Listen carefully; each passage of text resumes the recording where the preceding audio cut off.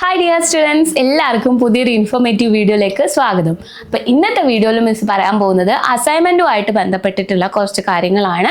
അതായത് നിങ്ങൾക്ക് അറിയാം അല്ലേ, ഇപ്പോൾ അസൈൻമെന്റ് ഒക്കെ എല്ലാവരും എഴുതി കഴിഞ്ഞിട്ടുണ്ടാവും എന്ന് വിചാരിക്കുന്നു.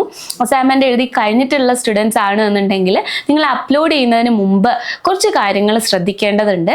അതൊന്നുകൂടെ ഒന്ന് നിങ്ങളെ മെൻഷൻ ചെയ്ത് നിങ്ങൾക്ക് പറഞ്ഞു തരാൻ വേണ്ടിയിട്ടാണ് ഇന്നത്തെ വീഡിയോ മിസ് എടുക്കുന്നത്. സോ ഈ വീഡിയോ എല്ലാവരും സ്കിപ്പ് ചെയ്യാതെ കാണാം.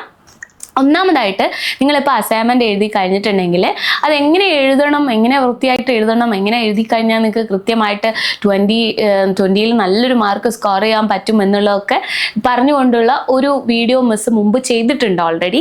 അപ്പോൾ ഈ വീഡിയോയിൽ പറയാൻ പോകുന്നത് അതിൽ നിങ്ങൾ ശ്രദ്ധിക്കേണ്ട, വിട്ടു പോകാൻ പാടില്ലാത്ത കുറച്ച് കാര്യങ്ങളാണ്. അതിലൊന്നാമത്തെ കാര്യമാണ് അസൈൻമെൻറ്റ് ഹാൻഡ് റിട്ടൺ ആയിരിക്കണം എന്നുള്ളത്.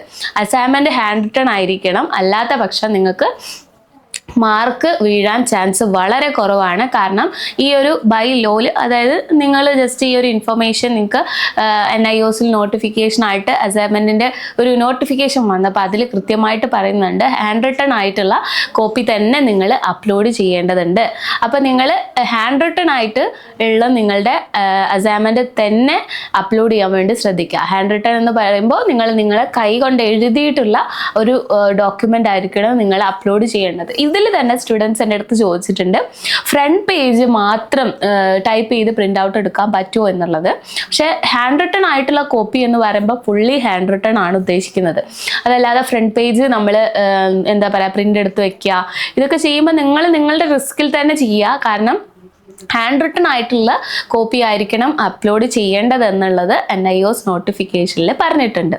പിന്നെ രണ്ടാമതായിട്ട് മിസ് പറഞ്ഞിട്ടുള്ള കാര്യമാണ് നിങ്ങൾ മാക്സിമം ബ്ലൂ മഷി കൊണ്ട് എഴുതാൻ ശ്രദ്ധിക്കുക എന്നുള്ളത്. കാരണം നീല മഷി ആകുമ്പോൾ നമുക്ക് എന്താ, ഇപ്പോൾ ബ്ലാക്ക് യൂസ് ചെയ്യുമ്പോൾ നിങ്ങൾക്ക് യൂസ് ചെയ്യേണ്ടവർക്ക് യൂസ് ചെയ്യാൻ കുഴപ്പമൊന്നുമില്ല. പക്ഷേ നീല മഷി ആവുന്ന സമയത്ത് ഹാൻഡ് റിട്ടൺ ആയി കഴിഞ്ഞിട്ടുണ്ടെങ്കിൽ കൃത്യമായിട്ട് നിങ്ങൾക്ക് ആ ഒരു ഹാൻഡ് റിട്ടൺ ഡോക്യുമെൻറ്റിൻ്റെ അതേ രൂപം തന്നെ കിട്ടും. അതായത് നിങ്ങൾ സ്കാൻ ചെയ്ത് PDF ആക്കുന്ന സമയത്തോ. അപ്പോൾ അതുകൊണ്ടാണ് ബ്ലൂ ഇങ്ക് മാക്സിമം എല്ലാവരും യൂസ് ചെയ്യുക എന്ന് പറഞ്ഞിട്ടുള്ളത്. എന്ന് കരുതി ബ്ലാക്ക് മഷി കൊണ്ട് എഴുതിയിട്ടുള്ള സ്റ്റുഡൻസ് ഇത് കേൾക്കുമ്പോൾ നിങ്ങൾ ഇനി മാറ്റി എഴുതാനൊന്നും പോവണ്ട, ഹാൻഡ് റിട്ടൺ ആയിട്ടുള്ള കോപ്പി എന്നേ അതിൽ നോട്ടിഫിക്കേഷനിൽ പറയുന്നുള്ളൂ.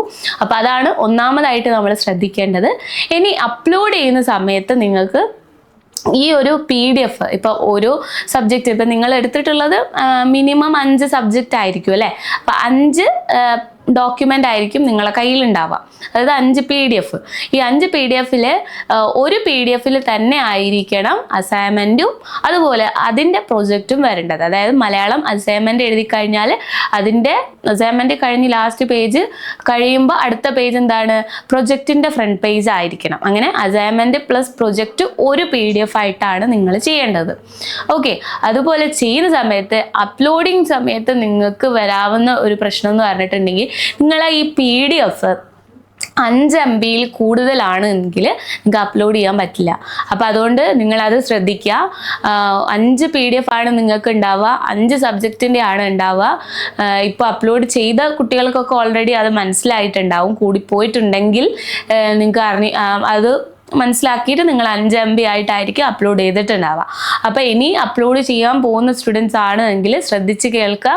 5 MB-യിൽ കുറവായിരിക്കണം നിങ്ങളുടെ ഒരു PDF എന്ന് പറയുന്നത്. അപ്പോൾ അത് ശ്രദ്ധിക്കുക. എല്ലാവരും ഇത്രയും കാര്യങ്ങളൊക്കെ ശ്രദ്ധിച്ച് കൃത്യമായിട്ട് തന്നെ ചെയ്യുക. ഹാൻഡ് റിട്ടൺ കോപ്പി ആയിരിക്കണം, അത് സ്കാൻ ചെയ്തിട്ട് നിങ്ങൾ PDF ആക്കിയിട്ട് അപ്ലോഡ് ചെയ്യാണ് വേണ്ടത്. അതുപോലെ തന്നെ 5 MB-യിൽ കുറവായിരിക്കണം. ഇനി എഴുതുമ്പോൾ ശ്രദ്ധിക്കേണ്ട കാര്യങ്ങളൊക്കെ മുമ്പത്തെ വീഡിയോയിൽ മിസ് ഡീറ്റെയിൽഡ് ആയിട്ട് പറഞ്ഞിട്ടുണ്ട്. എന്നാലും അപ്ലോഡിങ് സമയത്ത് നിങ്ങൾക്ക് ശ്രദ്ധിക്കേണ്ട വളരെ ഇമ്പോർട്ടൻ്റ് ആയിട്ടുള്ള 2 കാര്യങ്ങളാണിത്. അപ്ലോഡ് ചെയ്ത് കഴിഞ്ഞതിന് ശേഷം നമുക്ക് ഇത് മാറ്റി ചെയ്യുക എന്നുള്ളതൊന്നും പോസിബിൾ അല്ല. അപ്പം അതുകൊണ്ട് തന്നെ നിങ്ങൾ കൃത്യമായിട്ട് ഇത്തരം കാര്യങ്ങളൊക്കെ ചെയ്തതിന് ശേഷം അപ്ലോഡ് ചെയ്യുക. ഒന്നുകൂടെ റിവാലുവേഷൻ നിങ്ങൾ സ്വന്തമായിട്ടൊന്ന് ചെയ്യുക. പേജൊക്കെ മറിച്ച് അല്ലെങ്കിൽ നിങ്ങൾ ആ PDF ആക്കിയതിന് ശേഷമാണെങ്കിൽ PDF തന്നെ നന്നായിട്ട് കൃത്യമായിട്ടല്ലേ പേജും ഇല്ലേ എന്നുള്ളതൊക്കെ നോക്കുക. അപ്പോൾ ഇത്തരം കാര്യങ്ങളൊക്കെ ശ്രദ്ധിച്ച് കൃത്യമായിട്ട് ചെയ്യുക. എല്ലാവരും ഇതേപോലെ നിങ്ങളുടെ അസൈൻമെൻ്റ് ഒക്കെ എഴുതി അപ്ലോഡ് ചെയ്യുക. മുമ്പത്തെ വീഡിയോ വേണമെങ്കിൽ നിങ്ങൾക്ക് റെഫർ ചെയ്യാവുന്നതാണ്, നമ്മുടെ യൂട്യൂബ് ചാനലുണ്ട്. അപ്പോൾ NIOSന്റെ ഒരു ഹെൽപ്പ് ഡെസ്ക് സ്റ്റാർട്ട് ചെയ്ത വിവരം നിങ്ങൾ അറിഞ്ഞിട്ടുണ്ടാവുമല്ലോ അല്ലേ? മുമ്പൊരു വീഡിയോ മിസ് ചെയ്തിട്ടുണ്ടായിരുന്നു. അപ്പം ഹെൽപ്പ് ഡെസ്കിലേക്ക് നിങ്ങൾക്ക് ഏത് NIOSന്റെ എൻക്വയറീസും നിങ്ങളുടെ ഡൗട്ട് ക്ലിയറൻസിനായിട്ട് വിളിക്കാവുന്നതാണ്. സോ അതിന് നമ്പർ താഴെ കൊടുക്കുന്നുണ്ട്. അതോടൊപ്പം NIOSൽ എക്സാമിന് പ്രിപ്പയർ ചെയ്യുന്ന സ്റ്റുഡൻസിന് എല്ലാവർക്കും യൂസ്ഫുൾ ആവുന്ന ഫ്യൂച്ചർ പ്ലസ് അക്കാഡമിയുടെ ഗൈഡ് ബുക്ക് ഇനി ഇവിടെ ജോയിൻ ചെയ്യാത്ത സ്റ്റുഡൻസിനും വാങ്ങാനുള്ള നമ്പറും മിസ് താഴെ കൊടുക്കുന്നുണ്ട്. അതിൽ കോൺടാക്ട് ചെയ്താൽ നിങ്ങൾക്ക് ഹോം ഡെലിവറി ആയിട്ട് നമ്മുടെ ബുക്കുകൾ ലഭ്യമാകുന്നതാണ്.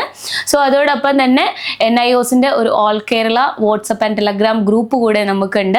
അതിലേക്ക് നിങ്ങൾ ജോയിൻ ചെയ്യുകയാണെങ്കിൽ ഇനി NIOSന്റെ എല്ലാ തരത്തിലുള്ള അപ് ടു ഡേറ്റഡ് ആയിട്ടുള്ള കാര്യങ്ങളും നോട്ടിഫിക്കേഷൻസും എക്സാം നോട്ടിഫിക്കേഷൻസും ഹോൾ ടിക്കറ്റ് വന്നാലുള്ളതിൻ്റെയും അതുപോലെ തന്നെ അസൈൻമെൻറ്റിന് ഇനിയിപ്പോൾ TMA മാർക്കുകളൊക്കെ വന്നു കഴിഞ്ഞാലൊക്കെ നിങ്ങൾക്ക് അറിയണ്ടേ. അപ്പോൾ അതിനൊക്കെ കൃത്യമായിട്ടുള്ള വീഡിയോസ് ആയിട്ടും ഒക്കെ നമ്മൾ ആ ഒരു ഗ്രൂപ്പിൽ മെൻഷൻ ചെയ്യുന്നതാണ്. അപ്പോൾ ആ ഗ്രൂപ്പിൽ ജോയിൻ ചെയ്യാനുള്ള ലിങ്ക് ഡിസ്ക്രിപ്ഷൻ ബോക്സിൽ കൊടുക്കുന്നുണ്ട്. പുതിയൊരു വീഡിയോ ആയിട്ട് കാണാം. താങ്ക്